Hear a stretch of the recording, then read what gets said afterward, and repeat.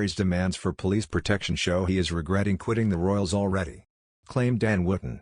Prince Harry is challenging the British government's decision not to allow him to pay for his police protection when he returns to the UK. Harry wants to bring his two children, Archie and Lilibet, to the UK so they can know his home country, but it is too risky without proper police protection, his legal representative said in a statement by email Saturday. The statement said that Harry wanted to pay for the police protection himself, rather than make British taxpayers foot the bill, but that he was unable to do so unless the Home Office allowed him to. Harry's security was compromised due to the absence of police protection during a recent visit to the UK to unveil a statue in honour of his late mother, Princess Diana, the statement said. The Duke and Duchess of Sussex personally fund a private security team for their family, yet that security cannot replicate the necessary police protection needed whilst in the UK, the statement said. In the absence of such protection, Prince Harry and his family are unable to return to his home, it said. Commenting on the Daily Mail, Dan Wootton claims that Harry's demand for protection in the UK prove that he already regret his life in the US. However, the commenter furiously react with the prince for weaponizing one's children in any intra-family conflict as he claims to be unseemly and cruel. To do so when the victim is your 95-year-old grandmother who has spent her entire life devoted to public service is a despicable new low. And, make no mistake, that is exactly what the prissy and petulant Duke of York is doing, with his massive strop and ill-advised legal challenge over the UK government's decision to refuse him police protection when in Britain because he's no longer a working royal, by choice, remember. In public, Prince Harry and Meghan are forever banging on about their love for the Queen. But like most virtue-signaling, woke-utopian multimillionaires, their woolly words are never followed up by good deeds. I believe the couple's latest legal outburst amounts to nothing short of emotional blackmail. Because Harry is making it clear that if he doesn't get his way, he will not bring his family to the UK, including 7-month daughter Lilibet Diana Mountbatten Windsor, who they named after Her Majesty, another woke gesture, for which they didn't bother to ask her permission, but has never met the Queen. In her twilight years, Harry knows all too well his grandmother cannot travel, so there is zero chance of her making a trip to their £11 million Montecito mansion, of which the Sussexes are reportedly already growing tired. Of course they are. He continued, if Harry doesn't get the security he wants, he is likely to attend her Platinum Jubilee celebrations alone, leaving Archie and Lilibet, sorry, the name still makes me cringe, back in California with Meghan.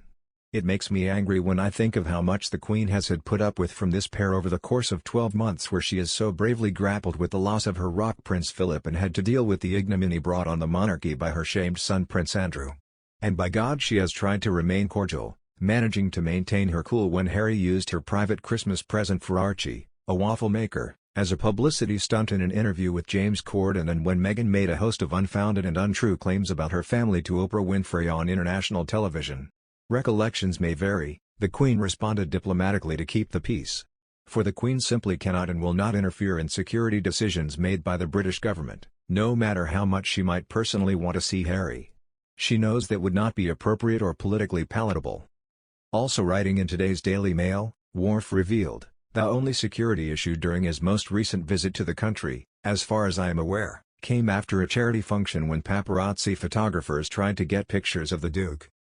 While that might be very annoying for Harry, it's certainly no justification for police protection. In fact, photographers have a right to take pictures of public figures as long as they are following the law and strict media codes developed in Britain in recent years.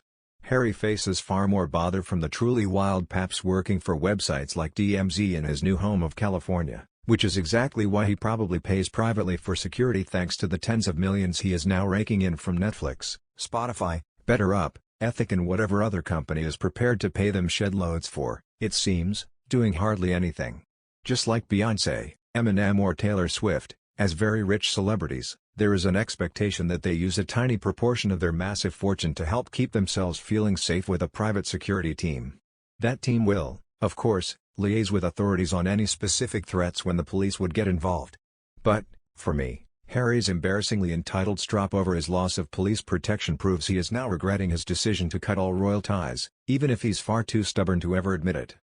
Over the period of 2 miserable years following their marriage, Meghan convinced Harry they could go it alone and there was another life for him, a life that involved great opportunities in Tinseltown and even greater wealth.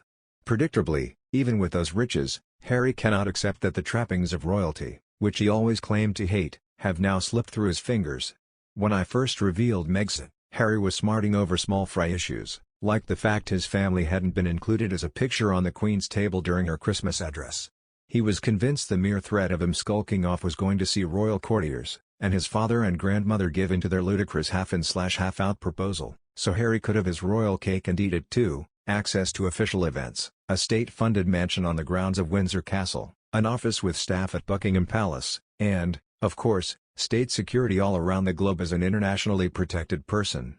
Harry and Meghan lost publicly funded police protection in the UK when they stepped down as senior working royals and moved to the US 2 years ago. The couple's daughter, Lilibet Diana, who was born in June, has yet to meet her great-grandmother, the Queen, and other members of the royal family.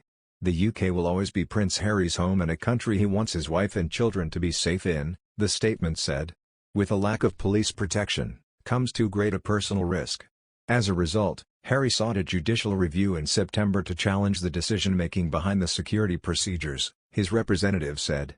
The representative added that Harry had decided to make the information public because of a leak in the British tabloid media.